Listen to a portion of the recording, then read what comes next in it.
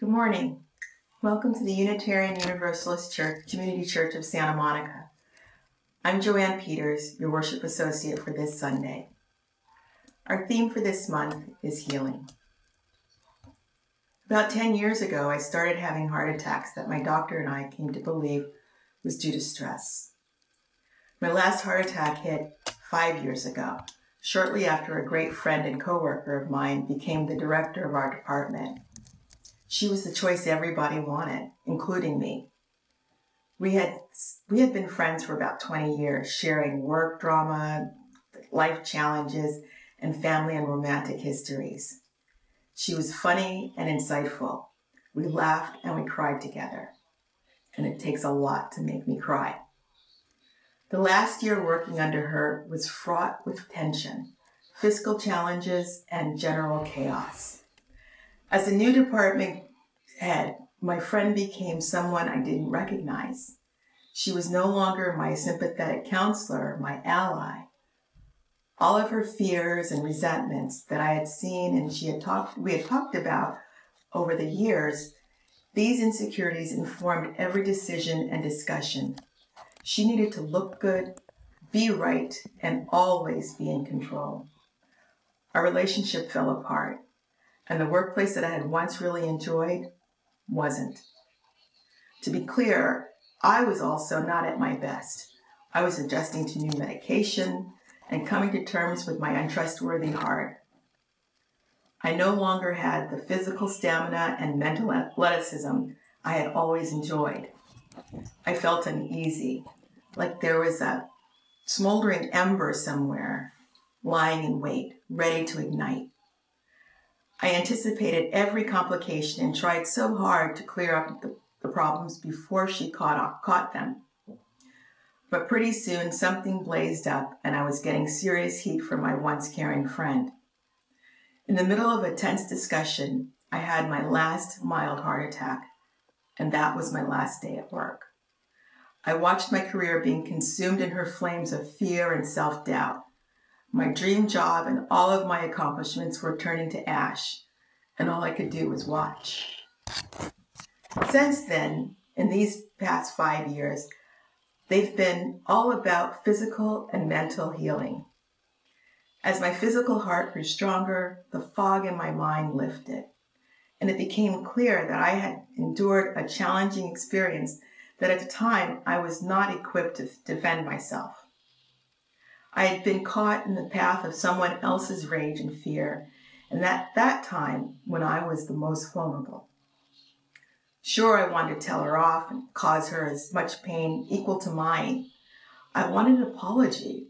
I wanted recognition for what I had endured and my family had gone through.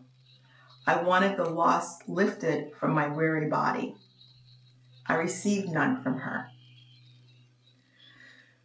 Driving up north here, you can still see the fire scars on from the 2018 fire that swept through Simi Valley down to Malibu. The chaparral is recovering, and you can still see the fire scars in places, but most you cannot. That's me. There are parts of my professional and personal identity that will never be the same. I will likely never work in the same capacity or feel the reward that I received from doing my job. But I look forward to what will replace that loss. Now I can work towards new things that excite me. The charred fields and canyons of my professional identity will inform my new choices. But for most important, I'm working on healing myself, going deep down to my roots and feeding off of what nourishes me and discarding the rest. New growth adorns my soul and soothes my inner child and empowers this woman. I see buds of possibility, leaves of beauty, and fields of wildflowers. I continue to learn how to heal with the comfort and discomfort of honesty and self-discovery. Come the next firestorm, I will know how and when to evacuate. Just get out of the way and refuse to be consumed by someone else's fire.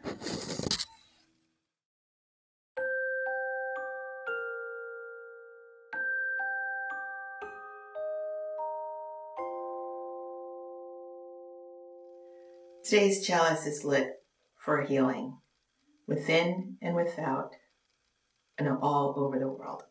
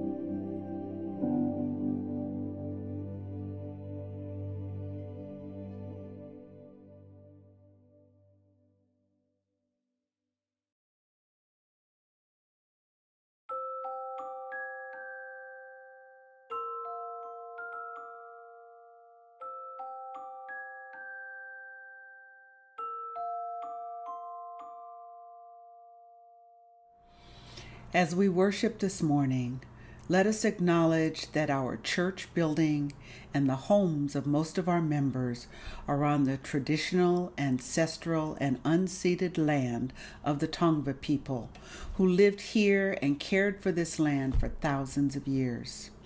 This land was stolen from the Tongva by colonial settlers.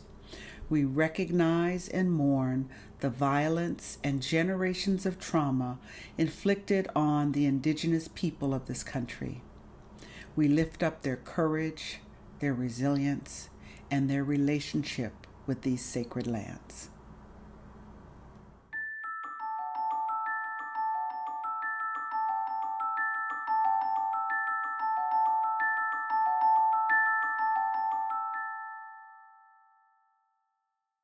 There are lots of other people who contribute to this service.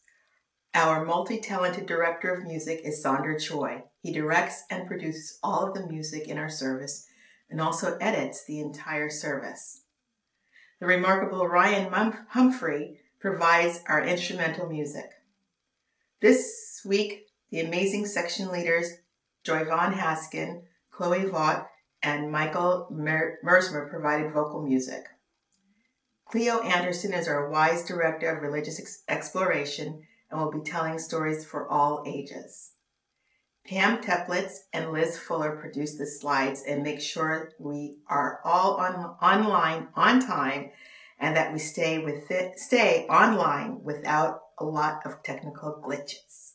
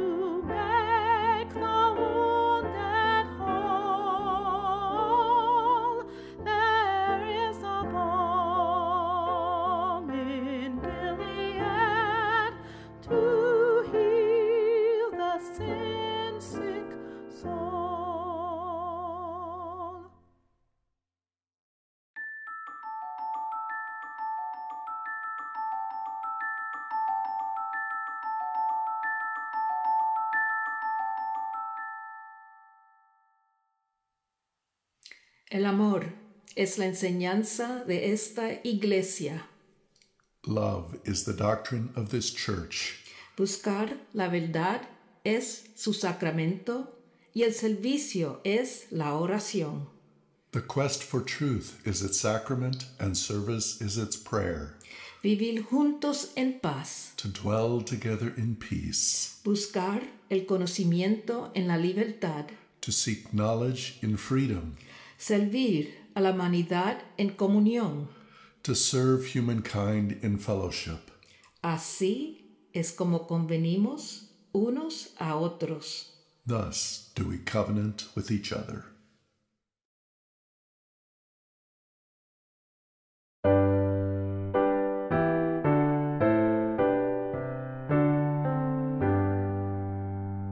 From all that dwell below the skies, let songs of hope and faith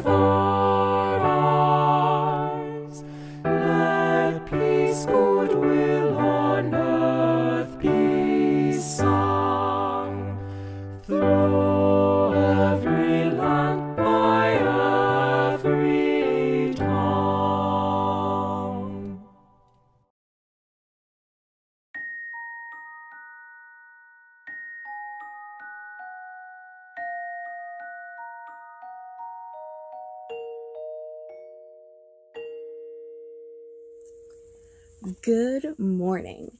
This morning's story is about Aziz and his garden. Well, Aziz and his grandmother's garden. You see, Aziz and his sister like to go to the beach. So, from May to late November, they like to go to the beach on the weekends with their family. And they would take their buckets and they would fill them up with water and dig moats to build sand castles. They would pack wet sand into their buckets and flip them over to make turrets for their sand castles. And these buckets got really, really beat up over the years. And finally, on a last trip, one of the buckets hit a rock in the sand really hard, and it sprung a leak. And so they cast it aside, and at the end of the day, they picked it up with everything else and put it in the trunk. And then everything from the trunk for summer, at the end of summer, went into the basement. Now, Aziz's favorite thing, like I said at the beginning, is his garden, his grandmother's garden. And so he would help out pulling out weeds and digging tiny holes for seedlings. It was his favorite place to be. But one day, the watering can went missing. He looked under the back stairs. He looked in Grandpa's shed. He looked in the kitchen. He looked in the garage. He looked everywhere, behind bushes. He even climbed a tree. I don't know if that was really to look for the bucket, though. But he just could not find this watering can. So he was really, really stumped because he desperately needed to water all the plants. So he went into the basement and he thought, well, maybe there's something I can use down here. He found an old cup, but that was too small. He'd have to make 1,000 trips to water everything. He found an old water bottle missing its top, but also too small. He found a plastic bag. That didn't seem practical either. And one after one, he went through all of these items and he just couldn't find the right thing. And finally, he got to the bag of stuff from summer. And he said, well, maybe there's something in here. So he pulled out blankets. And he pulled out a leftover granola bar. And he pulled out sunscreen. And he pulled out everything. And it just seems like there was nothing there. And then he found the bucket. The bucket that had a hole in it. Bucket, hole, watering can, lots of holes. He did a little thinking, and he decided to give it a try. So he went back to the garden, got out the water hose, started to fill the bucket with water, and some of it dribbled out, but seemed pretty solid. And so he slowly held the bucket as he walked along the different rows, and the water slowly dripped and sprinkled out onto all of the plants. And when he was done, he thought, who would have thought a broken old bucket from summer that we probably would have thrown away at the beginning of next summer could have solved my wintertime problem? And that is our story for today. Bye.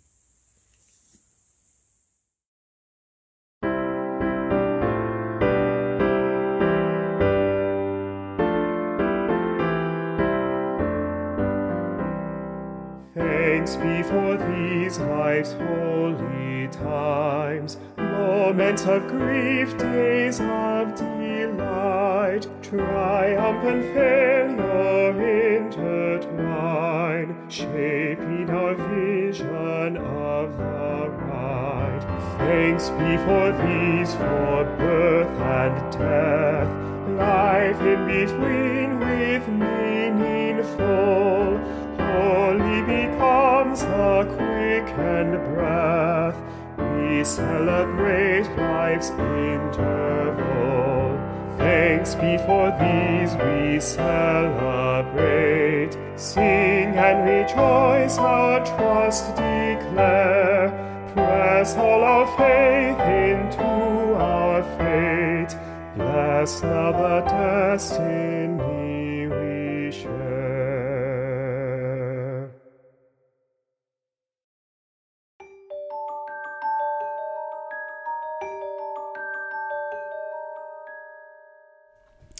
Our reading this morning is by John Donahue from his book of blessings. This is a blessing for a new beginning. In out-of-the-way places of the heart, where your thoughts never think to wander, this beginning has been quietly forming, waiting until you were ready to emerge. For a long time it has watched your desire, feeling the emptiness growing inside you, noticing how you willed yourself on, still unable to leave what you had outgrown. It watched you play with the seduction of safety and the gray promises that sameness whispered, heard the waves of turmoil rise and relent, wondered, would you always live like this? Then the delight, when your courage kindled and out you stepped onto new ground, your eyes young again with energy and dream, a path of plenitude opening before you. Though your destination is not yet clear, you can trust the promise of this opening.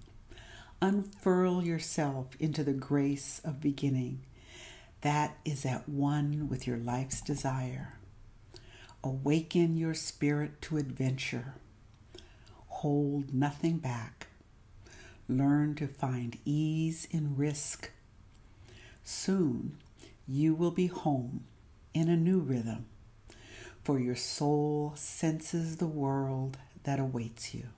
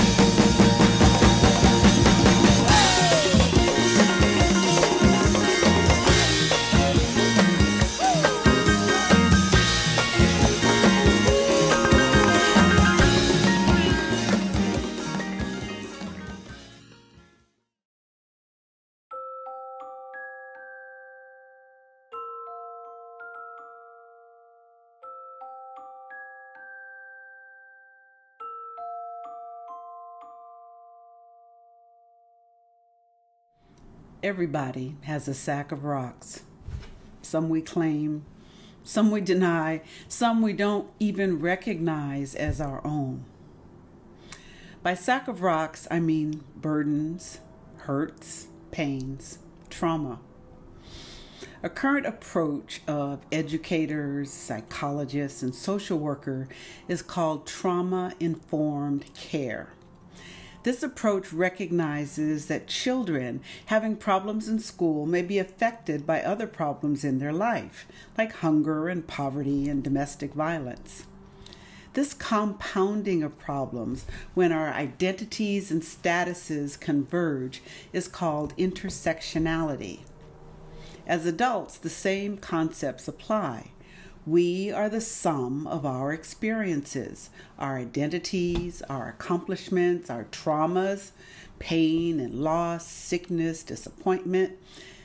These are the things that are in our individual sack of rocks. And yet our Western culture encourages us to deny, dismiss, and diminish our trauma. We celebrate overcoming obstacles, moving away from pain, getting on with life, cheering up, looking at the bright side. When in reality, each trauma is another rock, a rock that we put in our sacks that we carry around with us. Losing a job, losing a love, getting bullied, not meeting the expectations of others, not being able to protect someone that you love. If we are lucky, we can put the sack down for a while, or someone carries our sack for us. And every once in a while, we can leave a rock behind, no longer burdened by that particular trauma. And yet we continue to carry a sack of rocks, afraid to take on new things, too burdened or weakened to take on any more. Or we begin to collect other people's rocks, deciding they are ours, or at least our responsibility. Sometimes we build forts with our rocks and hide behind them and throw our rocks at others. If we're lucky, we collect a rock, a trauma, learn from the experience, heal enough to put the rock of that trauma down, or get stronger so you can carry the rock unburdened. That's what I call resilience. Resilience is the qualities and characteristics that enable people to recover from traumas and the dramas of their life. Resilience is elasticity of character. Once broken or damaged, you need to reconstruct yourself. And in order to do that, you have to be resilient. What symbolizes your resiliency? Silly putty? Rubber bands? How about Slinky? Slinky can be stretched wide and take quite a bit of abuse. However, it can be easily twisted or broken with no more capacity to stretch. Rubber bands work only when there's some tension and only when it is stretched. Can you determine its quality? You can twist it and bend it and pull it. You can use it to hold things or to propel things. And once you release the tension, it snaps back to its original shape. If the rubber band is too old, instead of stretching, it cracks and then it breaks, or it loses its resiliency and doesn't return back to its original form, just something close to it. Rubber bands will keep on adjusting and holding things and snapping back to their original shape, unless, of course, there is extreme tension, in which case the rubber band will break. Silly putty, on the other hand, will take on the shape of anything you put it in, yet on its own is just an amorphous mass without substance or resilience. It starts with no basic shape, so it has nothing to return to. And because it has no shape of its own, it never looks the same. Now, silly putty can survive in an environment that's rapidly changing, but you never know in what shape it will end. Silly putty is flexible and pliable and adaptable, but it's not resilient. If you pull on it sharply, it breaks. Resilient people may be a little snappy sometimes, but they will thrive during change. People who are more like silly putty may appear to be adjusting, but without any external support, they don't move and they can't sustain the change. Now, toons. Toons are the characters that are in cartoons. They are almost the epitome of resilience because they always survive the violence to which they are subjected. No matter how often they are smashed to pieces, they reconstruct themselves and move on. They're physically resilient, but they don't have resiliency of character. They reconstruct themselves in the same way after each crisis, with the same flaws and with no apparent learning. They keep making the same mistakes. They keep getting bashed in the same way.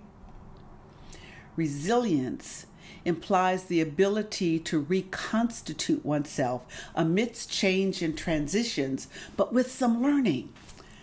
So in the midst of the change around you, it's important to nurture the character traits that allow you to be resilient. Flexibility, open-mindedness, clarity of values, the ability to prioritize and then to reprioritize when necessary, and the willingness to identify and correct your mistakes. So, what is your metaphor for resilience? Mine is a golf ball. The harder you drop it, the higher it bounces. I recently learned about the Japanese art of kintsugi, which offers another resilience metaphor. Kintsugi is repairing ceramic objects with gold so that the cracks and the broken places are seen. The gold adds beauty to the object. The scar is actually stronger than the wound, and the scar becomes the art. A Western interpretation of this art form can be seen in a neighborhood in South Los Angeles, where a well-used basketball court with cracked asphalt, faded paint, missing nets was repaired and renewed by an artist. Victor Solomon used the kintsugi technique on the asphalt.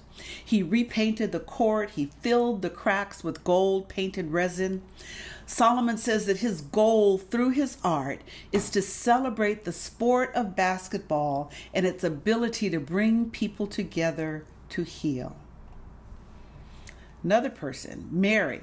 Mary lived with a man for the 5 years it took to get her bachelor and master's degrees, and it was sort of good and sort of not, so she finally decided to leave because she wanted to be on her own. She found an apartment, moved across town, was settling in when someone broke into her home one night and raped her. A few days later, her ex-boyfriend showed up to be consoling, and he gave her a gun without showing her how to use it, just in case the guy came back. And as he was leaving, he said to her, I really don't believe a woman can be raped unless she really wants it. Some years later, looking at photos in an album, a friend asked Mary why she kept the picture of her black eye that was evidence of her rape. And Mary said, because it happened. Mary is like many of the clients of the MEND Project in Corona, California. She experienced double abuse. First, she had the trauma as a rape victim, and then she was re-traumatized with the attitude of her ex-boyfriend. Good thing he was an ex. Secondary abuse may cause even more pain than the original abuse. So as the women in the MEND Project work to heal, they paint their faces and their arms with gold paint in the manner of kintsugi, which is a metaphor for their resilience. When I left my husband years and years ago, I cut off my hair. It was chemically straightened at the time, so cutting it off didn't look like this. It looked more like a bad buzz cut that was growing out. It was too long to spike. It was too short to lie flat. The hairdresser who cut it said, "Don't tell anybody that you got your hair done here." It wasn't exactly kintsugi, but it was definitely a case of wearing my scars on the outside. Comfort quilts are a form of kintsugi, taking the clothing, like shirts, of your dead beloved and having someone cut them up and reform the garments into something beautiful and warm and comforting. These are ways you might make your healing a spiritual practice, taking the thing or the symbol of the thing that hurt you, reframing it, adding more beauty to it, so that it becomes art. So you don't hide the scars, you display them. You display them representing the strength and the growth that you have made as a result of them. So it could be part of your spiritual practice. It could be a reflection of your spiritual values. Sometimes the scars don't show, but the trauma still resides within you. So how can you live with your scars but not your wounds? Sometimes it's a matter of forgiving yourself or forgiving someone else and accepting the reality of the loss, the reality of the betrayal, the reality of the abandonment. As a species, we are very resilient, always adapting to a changing environment. We can see this when we take the long view, but when we're in it, we can easily feel overwhelmed. Sometimes we carry our sack of wounds and worries alone. Sometimes we have someone to help us carry it.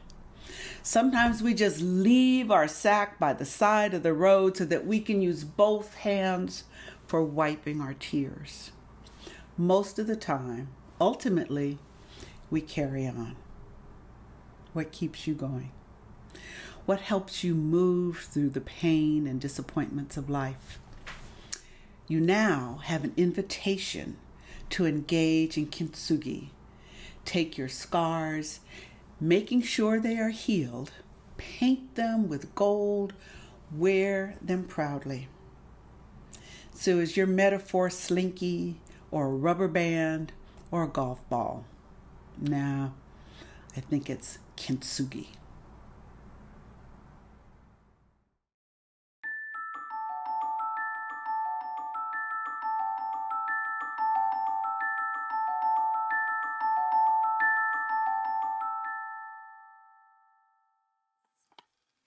We come together for more than ourselves. This month's 50% of today's offering will be donated to Lakota People's Law Project. In 2004, a group of grandmothers in Lakota country, an area comprised of 9 Indian reservations in North and South Dakota, asked us to investigate and help with them preventing South Dakota's Department of Social Services from removing their grandchildren from their families. The other 50% will go to support the life of our church.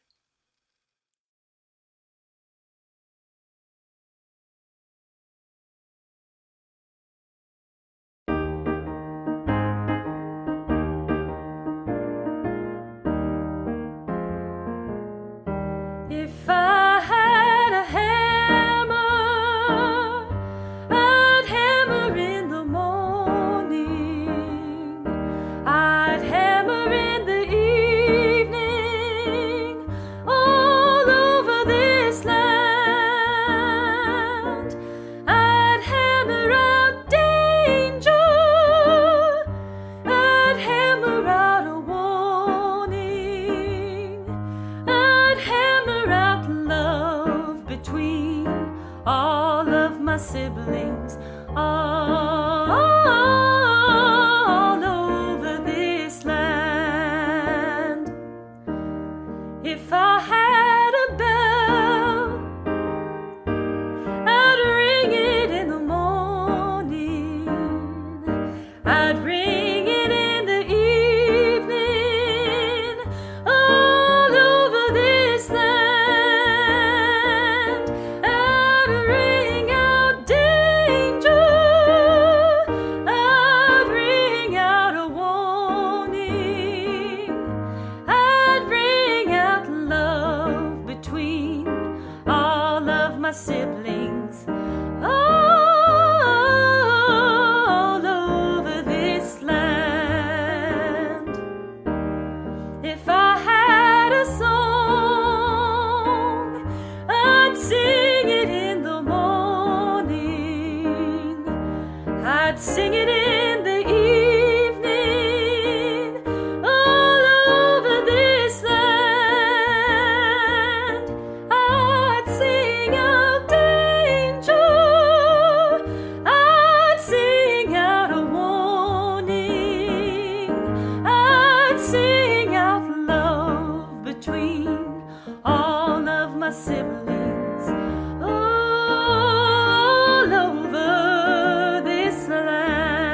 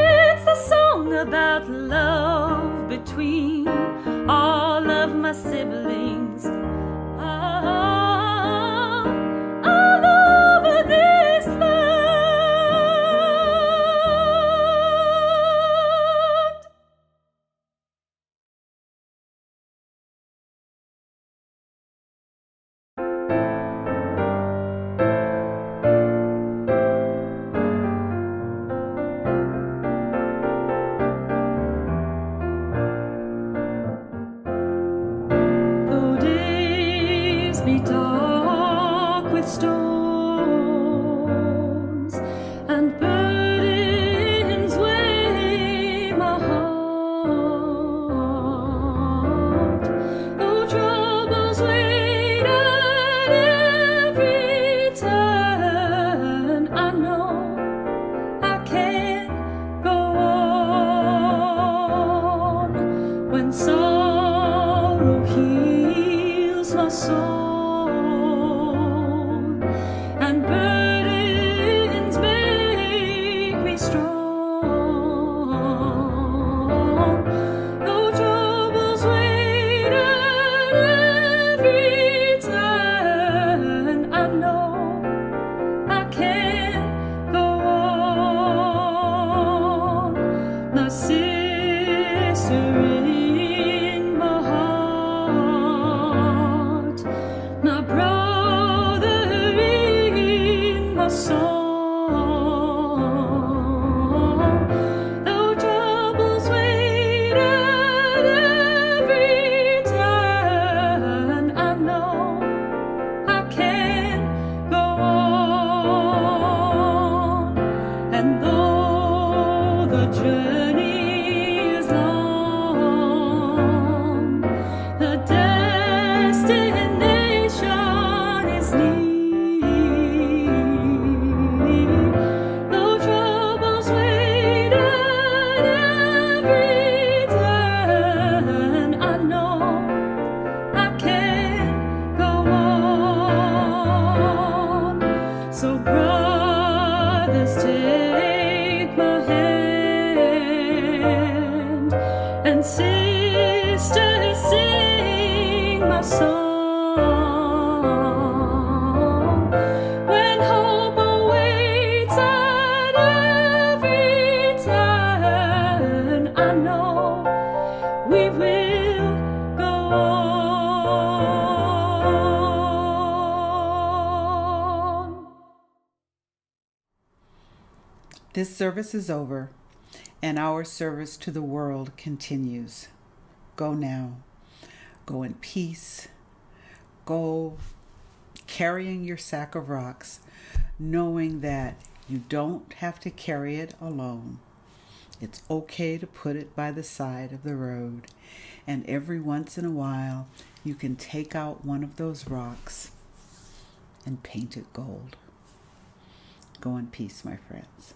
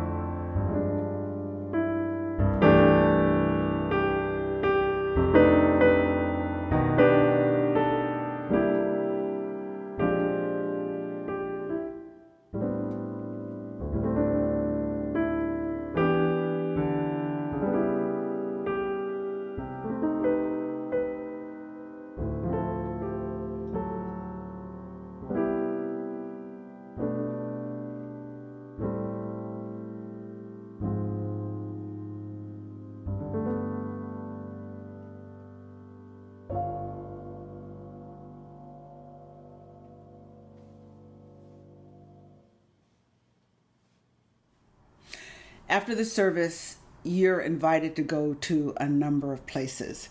So I'm writing this sermon last week, and I got triggered and went back to trauma in junior high school. Fortunately, I was talking with a friend who was there in junior high with me and remembered some of the girls that had given both of us such a bad time. We got bullied all the way through until we proved without a doubt that we were smarter than them when we're going places. They were raised by a pack of wolves, my friend said. So that's not the point. The point is that if you would like to talk about it this afternoon after worship service, you've got that as an option. So many things that you can do. You can go back to bed. You can join Norm for the visitors meetup. You can join the Zoom coffee hour, the live Zoom coffee hour. Check out the link below.